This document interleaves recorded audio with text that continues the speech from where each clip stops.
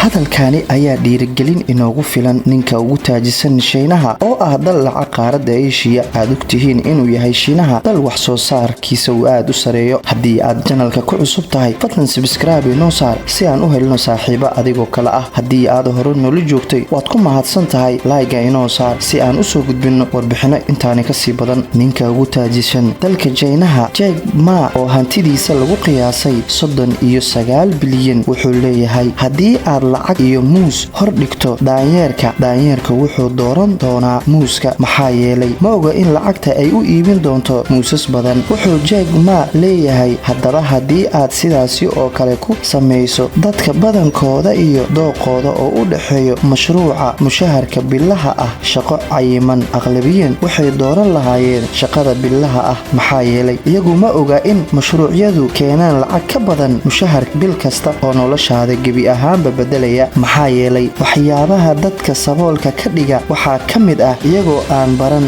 inay arkaan fursadaha ka soo baxa mashaariicda kala duwan. sababtoo ah nolosha oo dhan waxa ay ku baranayaan iskuulada in ay had iyo jeer ka shaqeeyaan shaqada billaha in halkii ay iyagu shaqaysan lahaayeen in ay u shaqeeyaan dad kale. waa run mashruuca billaha ah wuxuu kaa hor istaagayaa faqriga laakiin wuxuu kaa hor istaagayaa inaad taajir noqoto. sidoo kale weligay ma arkin qof shaqeeya 8 subaxnimo ilaa 11 galabnimo oo taajir noqday inuu faqri noqdo mooye ama shaqada laga ceyriyo. maxaa kaaga baxay hadalka Jack Ma oo uu leeyahay halkii aad adigu dad u shaqayn lahayd adigu shaqayso si aad u noqoto nin taajir ah.